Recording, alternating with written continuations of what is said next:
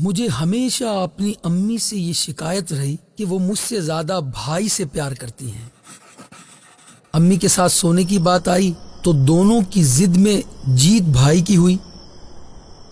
کھانا کھلانے کی باری آئی تو پھر سے وہی ضد اور جیت پھر بھائی کی۔ تب میں ناراض ہوتی تو اماں مجھ سے ہمیشہ یہی کہتی، بیٹا بیٹیاں ضد نہیں کرتی، وہ بات مانتی اچھی لگتی ہیں۔ اس وقت میں سوچتی تھی کبھی اچھی بیٹی نہیں بنوں گی، بات نہیں مانوں گی، بہت ضد اور بدتمیزی کروں گی، اور ایسا ہی ہوا۔ میں وقت کے ساتھ ساتھ بہت خود سر ضدی اور ڈھیٹ سی ہو گئی، کسی کی نہیں سنتی۔ اماں میرے لیے بہت پریشان ہوتی اور کہتی تھی اس لڑکی میں تو پارا بھرا ہے، پارا، نرمی تو اس میں آتی ہی نہیں، پتہ نہیں زندگی میں کیسے چلے گی، کیسے چلے گی۔ اماں گھر میں لڑکیوں کو قرآن پڑھایا کرتی تھی تو میں ان سے کہتی آپ کیوں پڑھاتی ہیں، یہ لوگ اپنی ماں کے پاس کیوں نہیں پڑھتی؟ تو کہتی میں ان کو پڑھاتی ہوں، یہ میرے لیے صدقہ جاریہ بن جائیں گی۔ میں نے کبھی نہیں سوچا کہ صدقہ جاریہ کیا ہوتا ہے۔ جب محلے میں کسی کے انتقال کا اعلان سنتی فوراً کام کاج چھوڑ کر قرآن پاک لے کر بیٹھ جاتی۔ میں پوچھتی آپ کو کیا پتا کس کا انتقال ہوا ہے، اور انتقال ہونے والے کو کیا پتا کہ آپ کون ہیں؟ تو بڑی محبت سے کہتی اللہ کو تو پتا ہے نا، جب میں کسی کو ایصال ثواب کروں گی، میں کسی کو پڑھ کر بخشوں گی تو کوئی مجھے بھی بخشے گا، کوئی میرے لیے بھی ایصال ثواب کرے گا۔ مجھے ان کی ان باتوں کی کبھی سمجھ نہیں آئی، انہوں نے کبھی اپنے حق میں کچھ نہیں بولا۔ میں ان سے کہتی تھی جواب کیوں نہیں دیتی آپ لوگوں کو، اور وہ بہت تحمل سے کہتی جاہلوں کی باتوں کا بہترین جواب خاموشی ہے۔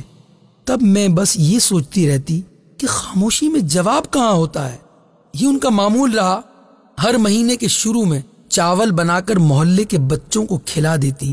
اس پر بھی میرا ان سے جھگڑا ہوتا کہ اتنے بچوں کو گھر بلا لیتی ہو، ہنگامہ مچ جاتا ہے، ان کے گھروں میں بھجوا دیا کرے نا۔ تو بہت پیار سے کہتی یہ نابالغ گناہوں سے پاک ہوتے ہیں۔ وہ ایسی ہی تھیں، کبھی کسی سے شکایت نہیں کرتی، ہر تکلیف خاموشی اور صبر سے برداشت کر لیتی تھی۔ پھر وہ بیمار ہو گئیں، معلوم ہوا انہیں کینسر ہو گیا، اور وہ بھی لاسٹ سٹیج کا۔ ان کو کھانا کھلانا، پٹی کروانا، کپڑے بدلوانا، سب کام کر کے جب ایک دن فارغ ہوئی تو ان کو دیکھا ان کی آنکھوں میں آنسو تھے۔ میں نے پوچھا کیا ہوا ماں؟ تو کہتی ہیں شکر ادا کرتی ہوں رب کا کہ بیٹی دی ہے، اگر نہ ہوتی تو کون سنبھالتا مجھے۔ مجھے لگا کہ میری ساری بچپن کی شکایتیں ختم ہو گئی۔ اماں کو محبت تھی مجھ سے، یہ محبت ہی تو تھی کہ رات بھائی کو لے کر سوتی تھی اور صبح وہ میرے پاس سے اٹھتی۔ یہ بھی تو محبت ہی تھی کہ بھائی کو پہلے کھانا کھلانے کے بعد وہ پلیٹ اٹھائے میرے پیچھے پیچھے پھرتی رہتی، میرے نخرے اٹھاتی، اور جب ابا کہتے ہیں رابی سے کام کروا لیا کرو، تھک جاتی ہو اب تم، تو کہتی نہیں میری بیٹی کے ہاتھ خراب ہو جائیں گے۔ یہ بھی تو محبت ہی تھی۔ اور وہ پھر چلی گئی ہمیشہ کے لیے۔